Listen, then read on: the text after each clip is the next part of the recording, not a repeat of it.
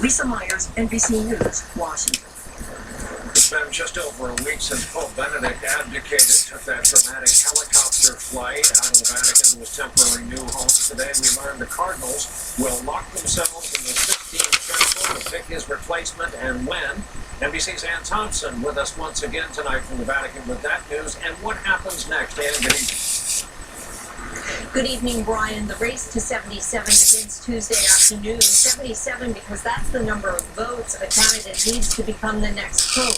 That's a 2/3 plus 1 majority of all the cardinal electors. Now, before the cardinals begin filling out their ballots, they will celebrate Mass here at St. Peter's Basilica on Tuesday, and then they will process into the Sistine Chapel, where they will sit in 2 rows on each side of the chapel and fill out their ballots. If no one gets to that 77 vote mark on the first ballot, then every day that follows, the cardinals will vote twice in the morning and twice in the afternoon. They will vote for 3 days, and then they will get a day off, a day of prayer, and then they will resume voting. All of this is going to happen as the cardinals are shut off from the rest of the world. No TV, no radio, no newspapers, no cell phones, no Blackberries, no computers, nothing. Now, Benedict, Pope Emeritus, he was elected on the 4th ballot after a day and a half in 2005, but given the fact there's no front runner, nobody expects it to go that quickly this time. Brian? Ann Thompson at the Vatican for us tonight, Ann, thanks. This latest winter storm that made its way across a good part of the country this week is finally blowing itself out over the northeast coastline tonight, but not before doing some pretty serious damage and leaving behind a massive amount of snow in some spots. The damage, by the way, includes some breaches in a shoreline that didn't need any more. Weather Channel meteorologist Eric Fisher is with us tonight from Plum Island, Mass, near the New Hampshire border. Eric, we've been watching that home behind you all day. Just a sad story here, Brian. It's been a battering season for winter storms on the East Coast, anywhere from Delaware to Maine. Flooding, coastal erosion, snow, they have all been calling cards, and this storm has been no exception. More than 20 inches of snow fell on parts of New England. In Massachusetts, major coastal flood as waves pounded the shoreline. This oceanfront home on Plum Island came off its foundation. Fortunately, no one was inside at the time. Several other homes nearby suffered significant damage. On Long Island, a slushy mix made for a messy morning commute. It's really rough out there today. Even rougher in Connecticut, where a tractor-trailer jackknifed on I-95, closing the highway for several hours and leaving early morning drivers stranded. I think it's a mess. That's what I think it is. In Seabright, New Jersey, high tide brought floodwaters up to 2 feet deep in some places. No homes were flooded, but it was a stark reminder of the beach erosion left by Hurricane Sandy. You can see the sand rising up. You can see the flooding that's still going on. Sandy has not been remedied here. The last gasp of winter, leaving residents on the East Coast weary and ready for a change. I'm done with it.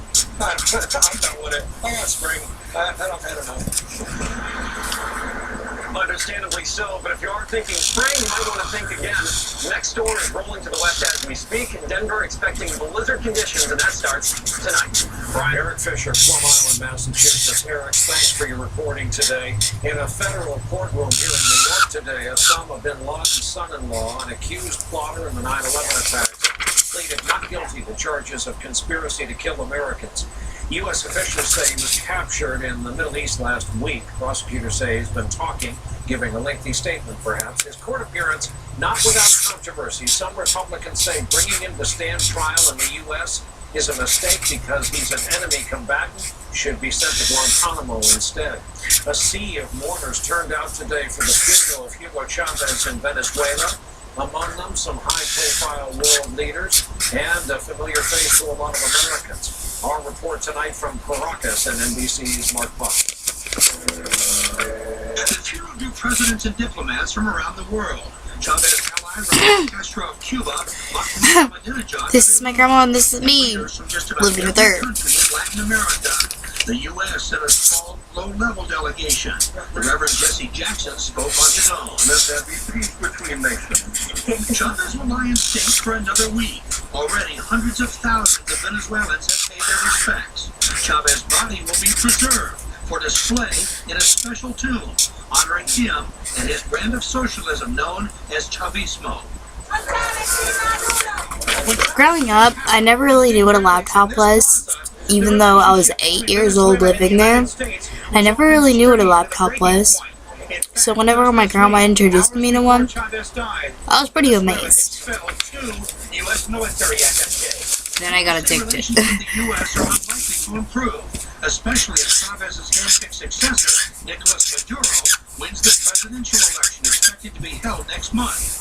But the intense oil trade between the U.S. and Venezuela is likely to continue unchanged, with little impact on U.S. gas prices. We'll continue to buy their crude oil, and Venezuela will continue to buy gasoline and diesel fuel from the U.S., and we both will continue to need each other.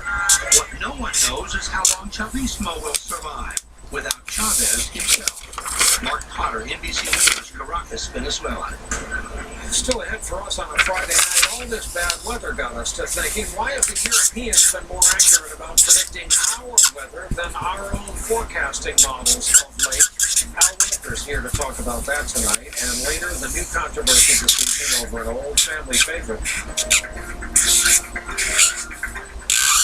At his current pace, Bob will retire when he's 153, which would be fine if Bob were a vampire. But he's not. He's an architect with 2 kids and a mortgage. Luckily, he found someone who gave him a fresh perspective on his portfolio. And with some planning and effort, hopefully Bob can retire at a more appropriate age. It's not rocket science, it's just common sense. From TD Ameritrade.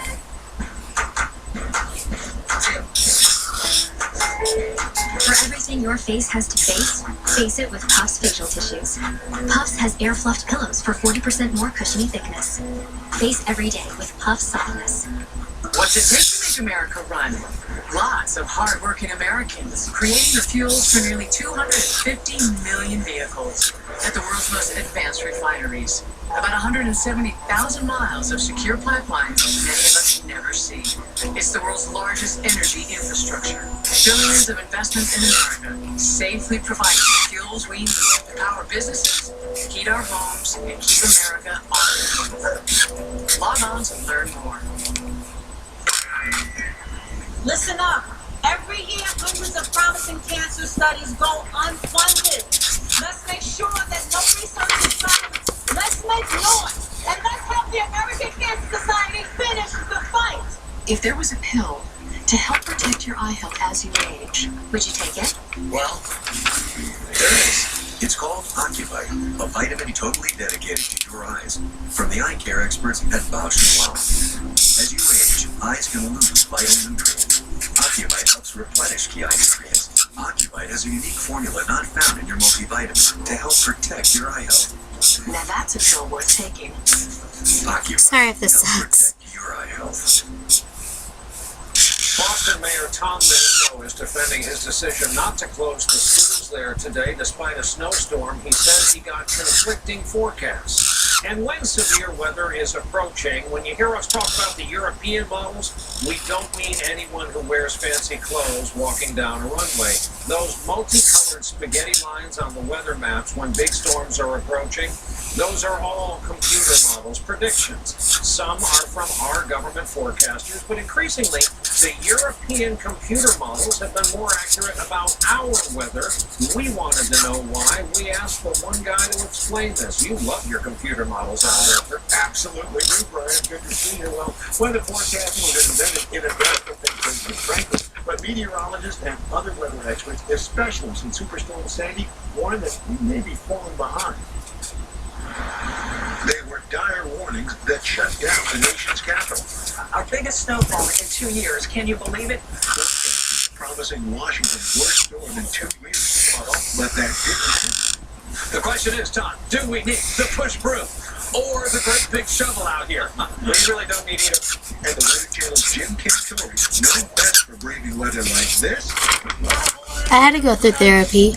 Some of these things I haven't drawn in this because I really don't want you to know. There's none in the trees, no clouds, anywhere here to be found. Cliff Mass is an atmospheric science professor at the University of Washington.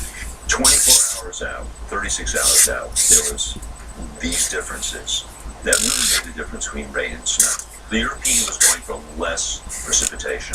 He says Wednesday's storm is just the latest example of the shortcomings of U.S. weather prediction. We led the world for decades, but we let that lead slip during the 80s and 90s as we didn't invest enough. The Europeans have invested heavily in weather forecasting, with 10 times the computing ability of the National Weather Service. But while meteorologists rely on more than just computer models in making predictions, a rash of recent winter storms in Boston and Oklahoma have highlighted the superiority of European storm models. The European model keeps it hugging the coast.